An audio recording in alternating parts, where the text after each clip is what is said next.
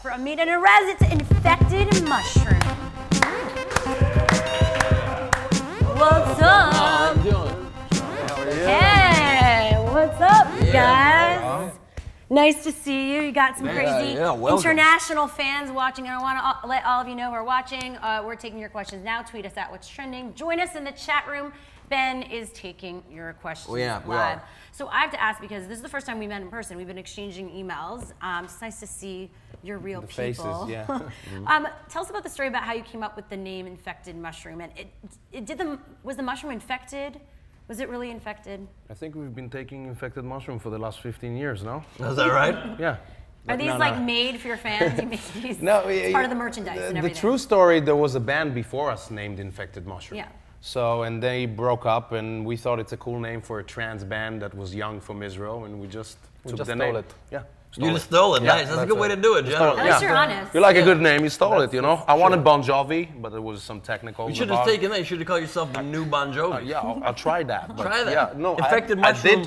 I did try that. I got sued and stuff, so I moved to Infected. Were you guys ravers growing up? Were you like one of those kids? Like, did your parents, did they hate it or did they support it? No, they hated it. Yeah. You know? And we both raved, and yeah, it was How do they feel now? They love it now?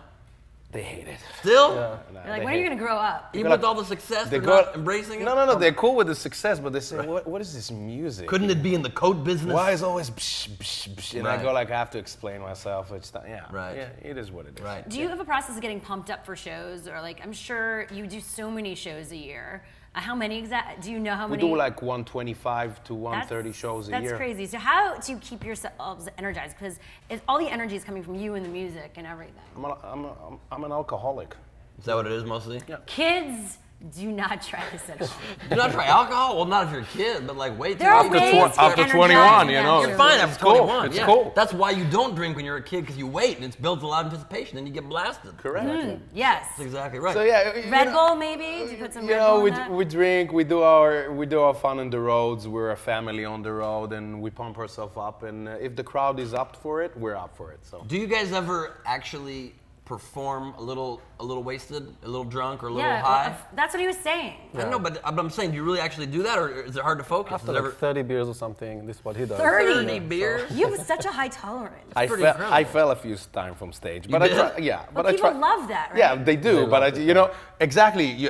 After this show, people come and tell you should not drink so much, but the reaction was so good. So, you know, management say, hey, this is cool. 20,000 people saying you should drink so much, and one guy's like, this is not appropriate. They go like, yeah, go for it. Does it ever mess the music up, though? Yeah. I try. Yeah, you know, if you do a proper tour, which you have like 4 or 5 shows a week, you cannot drink and stuff. I'm just kidding, you know, but I'm pacing myself. You have to pace, you have to balance. I paced it from the Wednesday, Thursday, Fridays party, and Saturdays. Do you guys do yoga or anything? Yogurt. Are you yogurt? Big yogurt. You get big the yogurt. It's the big Israeli thing. Yeah. Big yogurt. I'm Israeli too, so I want to talk about, you know, people have a generalized idea of like DJs and on stage and stage performance. It's like 2 guys on a laptop. How are you trying to get away from that cliched idea of DJs and performances in your stage shows? Because you have some crazy shows. Lighting, and now you have these 3D effects and everything.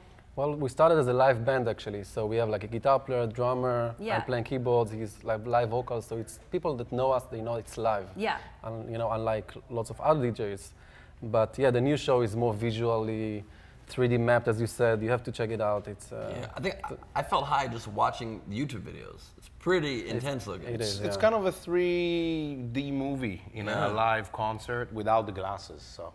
Why did you guys drop the live instruments from the performances? Well, we wanted something different. We toured as a band for so many years, and we wanted to go back more to what you said, to the roots of 2 people on stage. But to make it more interesting, to just stand behind the box, we built this huge stage for ourselves, and now we have fun on 2 spheres with 3D whatever. Do you guys compose most of the music yourselves? I know you both have classically trained backgrounds. 100%. 100%. Everything, everything. That's pretty amazing. All right, we have a lot of questions. Yeah, we got one right here. H3101 says, how big of an inspiration was food for the album Legend of the Black Shawarma? That was the whole point. Oh, you're making me hungry. Shawarma. This is an album named Legend of the Black Shawarma.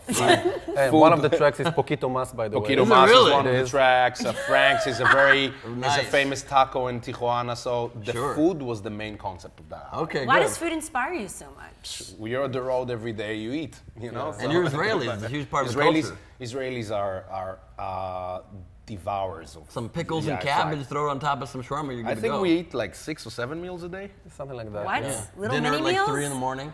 I love hummus. Oh, that hummus stuff. Oh. Delicious. Hummus. Sometimes I use it as a sexual lubricant. Is that strange? Okay, let's go to a question. Baron Underbite says, Coachella, what do you have planned for us? Well, the new show, the 3D mapped Fungus Among Us tour, but we're gonna biff it up a little bit for Coachella. Some more newer tracks, visual. Better projection, actually. Really? Yeah. I hear Tupac is coming back. Is Tupac coming? No. Here's an interesting question. Sam Fisher asks, what are some of the bigger struggles Infected face in their career? Oh. Biggest struggles?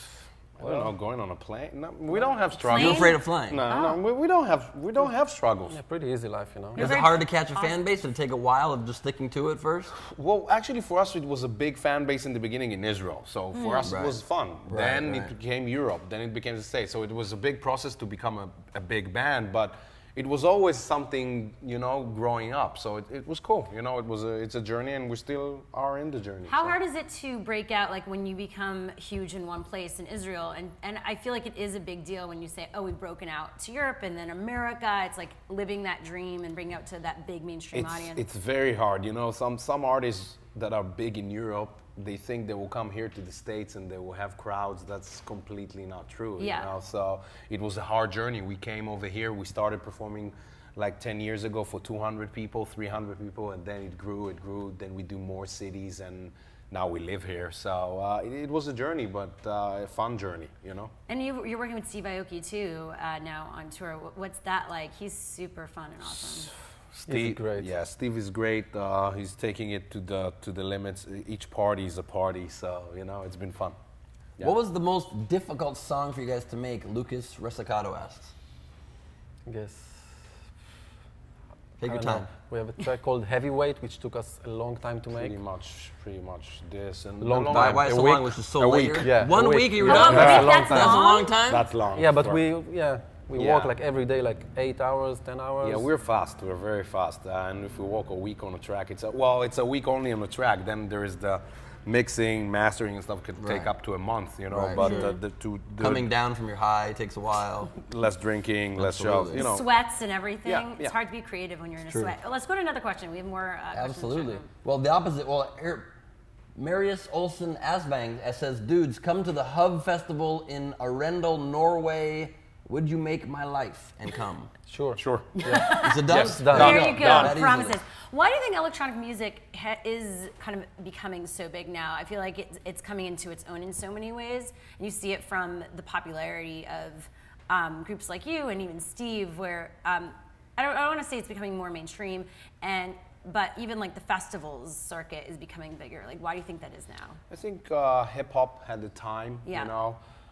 Then it was, you know, rock before and rock after, and dance music was always here, but now it's that time. Dubstep brought it more to the mainstream, and here it is now. But let's see in a few years, you know, this is trendings that go away and not always stay. Yeah. So is dubstep gonna be around for a minute, or is it dead already, you think? No, it's not dead, you know, it's gonna be around for a few more years, but now there's so many, you know, there's trap, there's whatever, you know, every 2 months there's a new genre. So. Right. I'm gonna nod like I know what trap is. Yeah, whatever. What is trap? Trap is basically like hip hop without lyrics. Hip hop bit without lyrics and with old 808 snares and stuff. That's the big thing in the moment. But how can hip hop even thrive without talking about bitches and money? How is it possible? It's poetry. It's right. That's what I meant. Poetry about bitches and money. It's gonna come soon. It will. Yeah.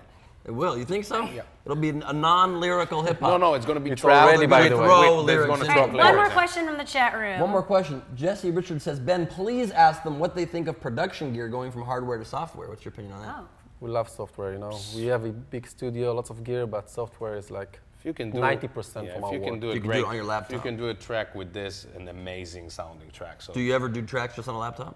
Well, we Not don't, laptop, but we do the main ideas on it. Yeah. Many people do. Yeah.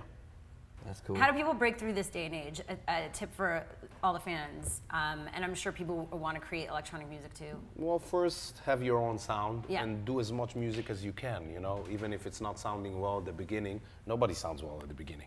We were horrible at the beginning. So you know, it takes time, and then when you come to it and you have your own sound, people will notice it, you know? You don't have to have a label today and stuff like that. It's everywhere. YouTube, Facebook, internet and stuff, Facebook. Yeah, people will catch on. Awesome. Well, thank you so much to Amit and Erez and Infected Mushroom. They're playing Coachella, plus a ton of U.S. tour dates. Check out infected-mushroom.com for more info on all of that.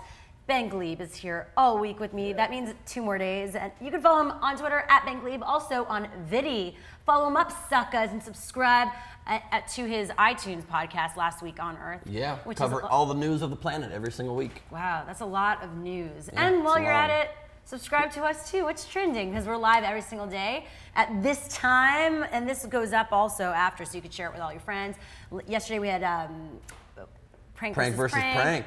We have some amazing more people coming up the rest of the week. So, you know, every day is an adventure. Every day is a winding road, as Sheryl Crow so eloquently put it, don't you think?